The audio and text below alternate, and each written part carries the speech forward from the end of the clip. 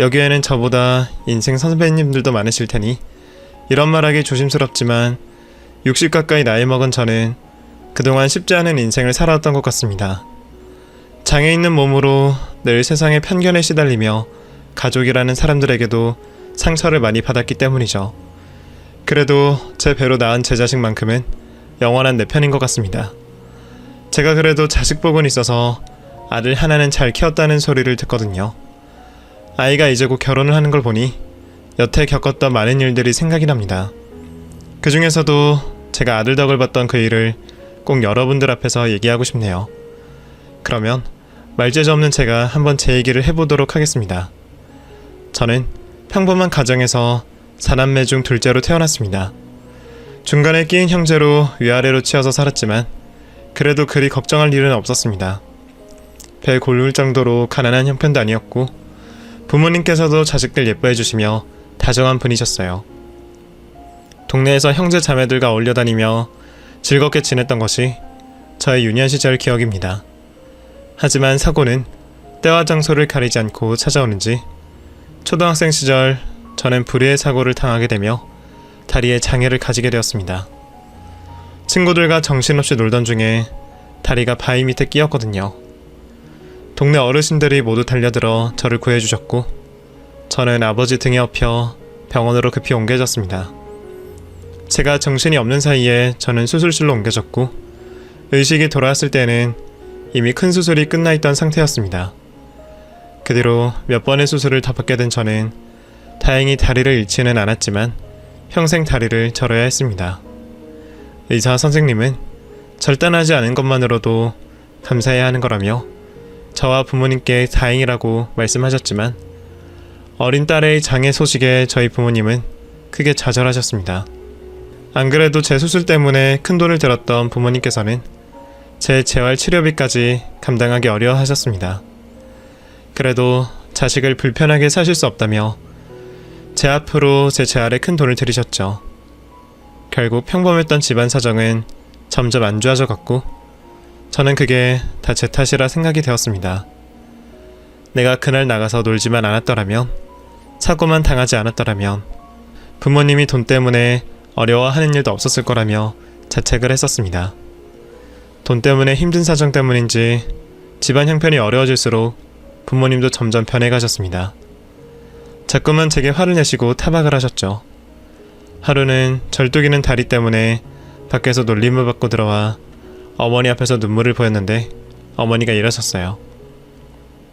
네가 그렇게 된 게 남 탓이니? 오히려 내가 울고 싶다. 알아?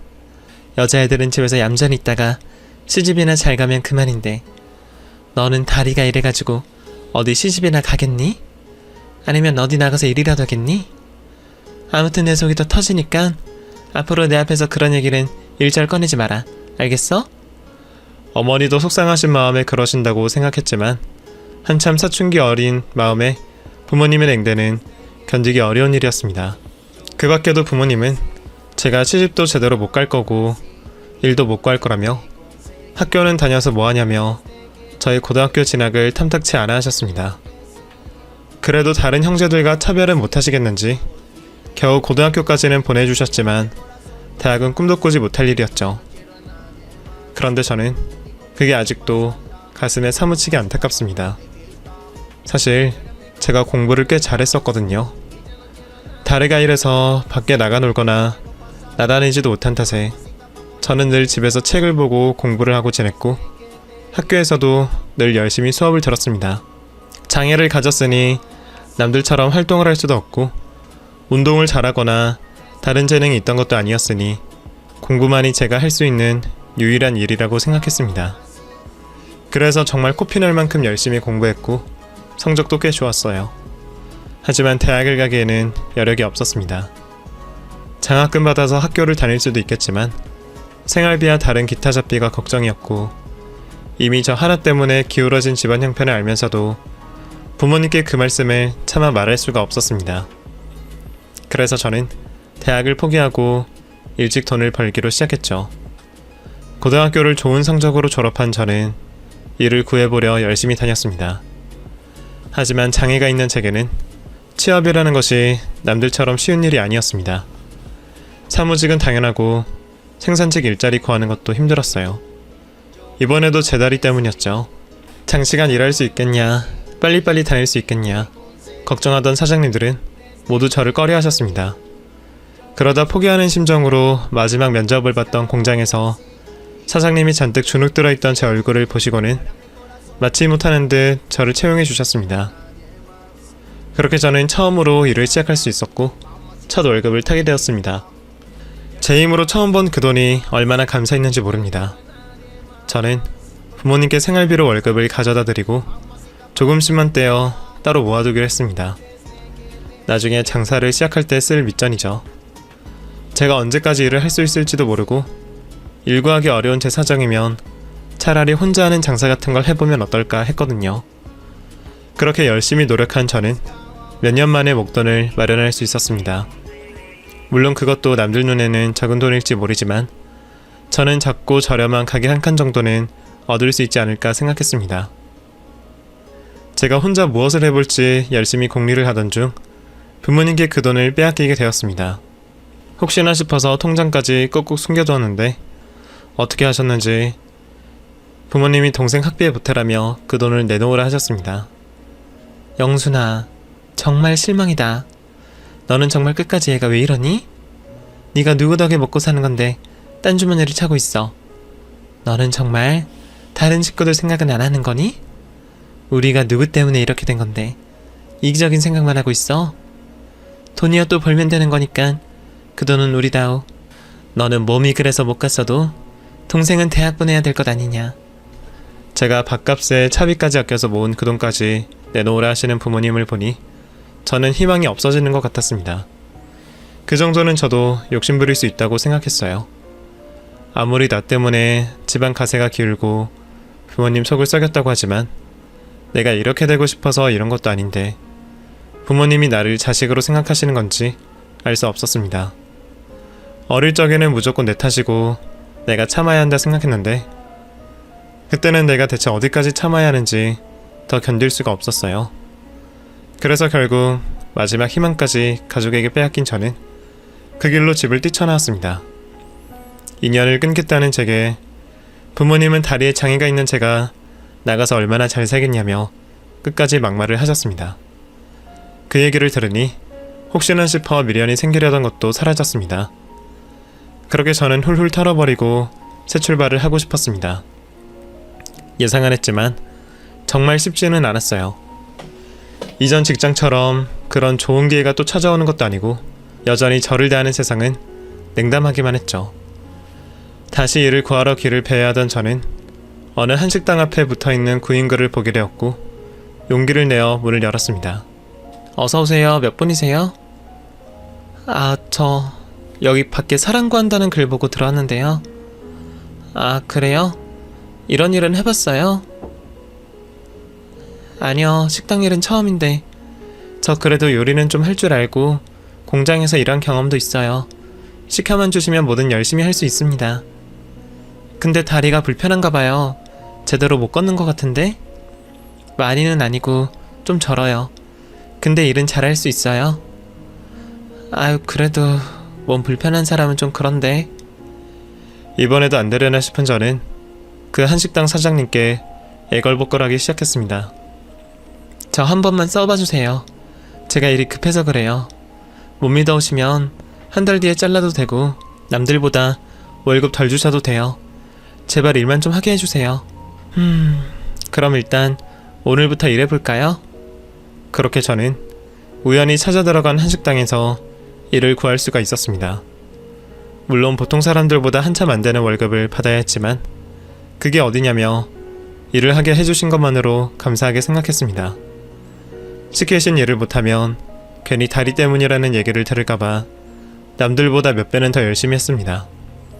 어쩌면 저는 장애를 얻은 뒤로 늘 그렇게 열심히 살아야만 했던 것 같습니다. 그래도 덕분에 남들보다 끈기도 좋고 인내심도 많았어요. 남들은 못하겠다고 금세 포기하는 일도 저는 군말 없이 해왔으니까 말이에요. 그 덕분인지 처음에는 저를 반신반의하며 걱정하시던 사장님도 저를 계속 일을 하게 해주셨습니다. 그렇게 저는 설거지부터 시작하며 열심히 일을 배웠습니다. 한식당은 규모가 그리 작지 않아서 저 말고도 일하는 직원이 몇 더 있었습니다.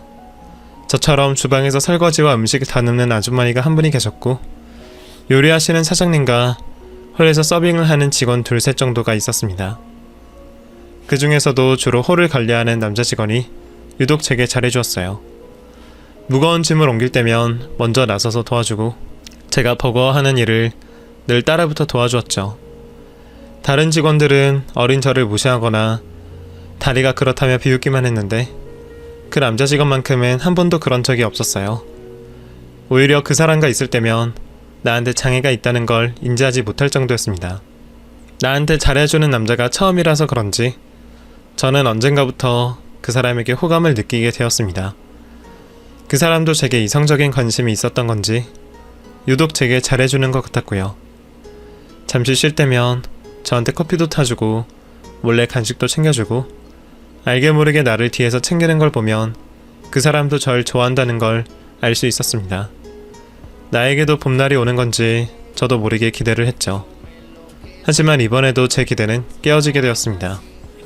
알고 보니 그 남자가 사장님의 아드님이었더라고요. 그동안 가게 안에서도 그런 낌새가 한 번도 없어서 전혀 몰랐습니다. 게다가 사장님은 벌써 나이가 지긋해 보이셨고, 두 사람이 부모 자식이라기엔 나이 차이가 좀 있어 보여 몰랐는데 남편이 늦둥이 아들이었더라고요.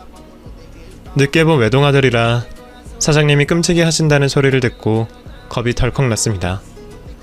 그런 아들이 절름발이를 만난다는데 좋아하실 부모가 어디 있겠어요. 그 사실을 알게 된 저는 혹시나 어렵게 구한 일자리를 또다시 잃게 될까 두려워 그 사람을 밀어냈습니다. 관심 없는 척 괜히 툴툴거리고 못되게 굴었습니다. 그런데도 그 사람은 내가 뭐가 좋은지 더 저돌적으로 마음을 들이미는 겁니다. 영순씨, 우리 영화 보러 가요. 주말에 일 안 하는 거 다 아니까 거절하면 안 됩니다. 그럼 그날 데리러 갈게요. 제가 왜 정식씨랑 영화를 봐요? 저 바빠요. 바쁘셔도 어쩔 수 없어요. 일요일 11시에 집 앞에 나와 있어요. 나올 때까지 기다릴 겁니다. 제가 거절할 틈도 없이 들이미는 정석씨를 저도 밀어낼 도리가 없었습니다. 결국 저도 그 사람의 마음을 받아들이게 되었죠. 그렇게 겨우 연애를 시작하게 되었지만 우리의 사랑은 쉽게 이어질 수 없었습니다. 당연하게도 사장님의 반대가 있으셨거든요.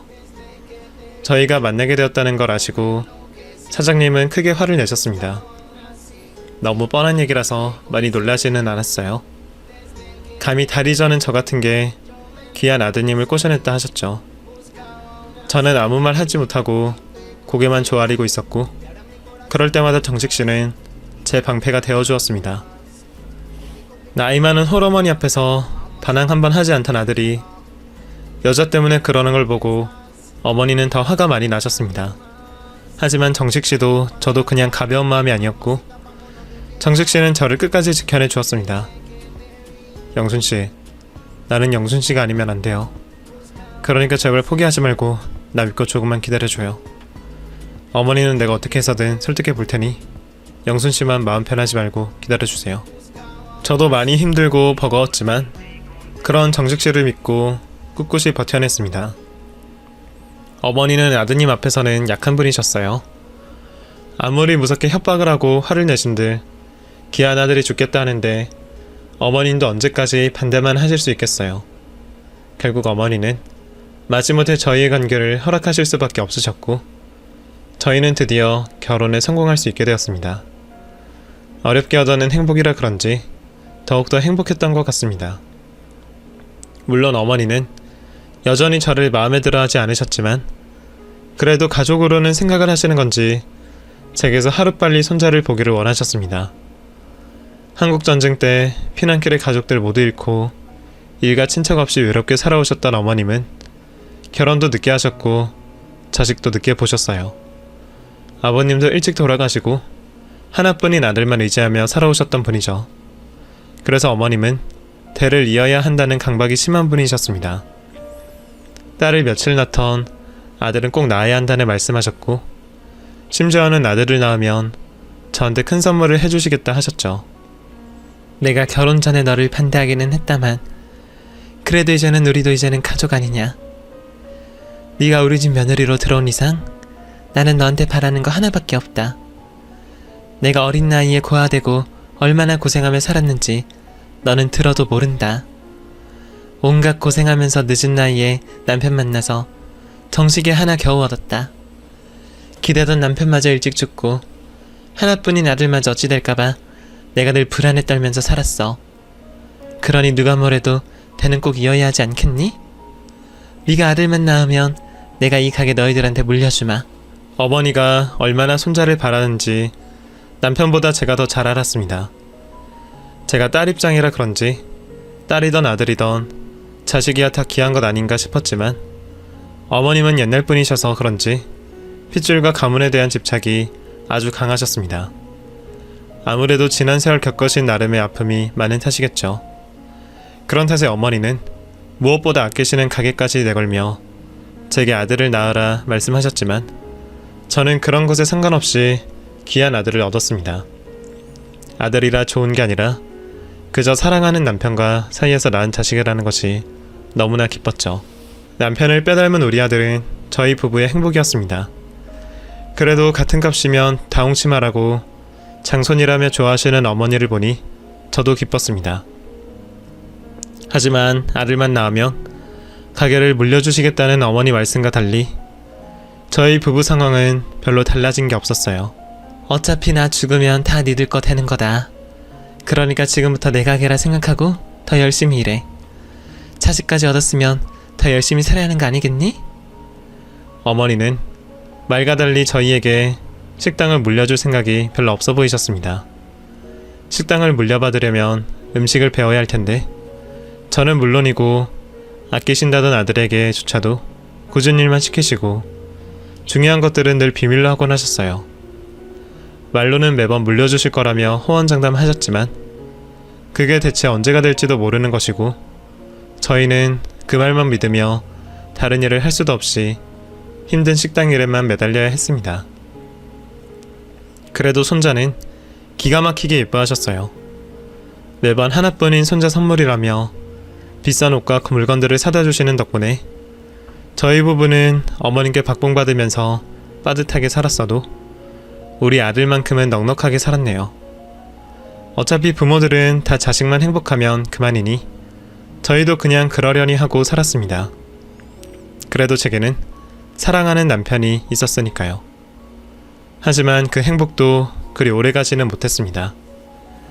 남편은 고생을 너무 많이 해서 그런 건지 우리 아들이 중학생이던 때에 병을 얻고 말았습니다. 담배도 안 피는 사람이 폐암이라는 게 믿어지지 않았지만 매일 새약해지는 남편을 보며 다른 생각을 할 겨를이 없었습니다. 남편이 버텨주기만 한다면 더 바랄 게 없었지만 가족들의 바람과 달리 남편은 1년을 채 버티지 못하고 먼저 하늘나라로 떠나버렸습니다. 남편이 죽고 남은 재산이라도 좀 있었다면 좋았겠지만 그동안 어머니 가게 일만 하던 저희는 별로 모아둔 돈이 없었습니다. 게다가 여태 시어머니 집에 얹혀 사느라 당장 집을 구할 수도 없었죠. 그렇다고 제가 어머니를 벗어나서 다른 일을 할 수 있는 것도 아니었습니다. 사실 마음 같아서는 남편까지 떠난 마당에 시어머니 옆을 지키고 싶지 않았지만 다리 탓에 다른 직장을 얻는 게 힘들었던 저는 결국 시어머니 밑에서 계속 일을 해야 했습니다. 결국 저는 다른 선택지 없이 시어머니 밑에서 더한 고생을 견뎌야 했습니다. 어머니는 남편이 하던 일을 제게 떠맡기셨고 저는 남편이 죽고 나서야 남편이 그동안 얼마나 고생이 많았는지 알게 되었습니다. 가족이라는 이유로 시급도 못 되는 돈을 받으며 직원들보다 몇 배로 고된 일을 하는데도 식당일 뿐만 아니라 시어머니 수발까지 들어야 했으니까요. 그동안 남편 혼자 이 고생을 다 했다는 걸 알게 된 저는 정말 기가 막혔습니다. 어머니, 그동안 그이 혼자 이 많은 일을 다 했다는 거예요? 이걸 어떻게 혼자서 감당해요? 나는 더한 것도 했어. 이것 가지고 무슨 엄살이니? 정식이도 아무 말 없었다. 어머니, 저 다른 직원들 월급 반만치도 못 받고 일하잖아요. 이건 너무하신 거 아니에요? 아니, 너는 네가 직원들이랑 비교가 된다고 생각하니? 너는 어차피 내 가게 물려받을 우리 식구 아니냐. 식구끼리 동계산을 하고 싶어? 게다가 내 집에서 먹고 자면서 생활비 안 받는 것만으로 감사할 줄 알아야지. 너 그렇다고 집 나간다거나 다른 생각하지 말아라. 어차피 너한테 다 물려줄 거야. 설마 내가 너한테 거짓말을 하겠니? 내가 우리 손자 걸고 맹세하마. 그러니까 너도 다른 생각하지 말고 일이나 열심히 해. 알았지? 아들에게도 물려주지 않았던 가게를 정말 물려주실지 제가 어머니 말을 어디까지 믿어야 할지 몰랐지만 그때는 그 말을 믿는 것 말고는 다른 방법이 없었습니다. 그래도 손자에게는 안 아까워하시는 어머님 덕에 나는 고생을 해도 우리 아들은 편히 살 수 있었으니까요.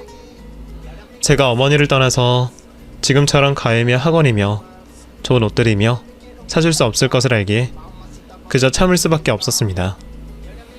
그렇게 저는 매일 쏟아지는 잠을 이겨내며 새벽 4시에 일어나 어머님 식사를 챙겨드리고 혼자 식당 문을 열고 재료들을 다듬었습니다. 혼자서 한참 일을 하고 청소를 하고 하루 종일 뛰어다니며 가게를 보다가 저녁 늦어서야 집으로 들어갈 수 있었죠. 집에 가서라도 좀 쉬면 좋으련만 그때부터는 또 집안일들을 해야 했습니다. 이불 빨래는 매일 하라는 어머님 때문에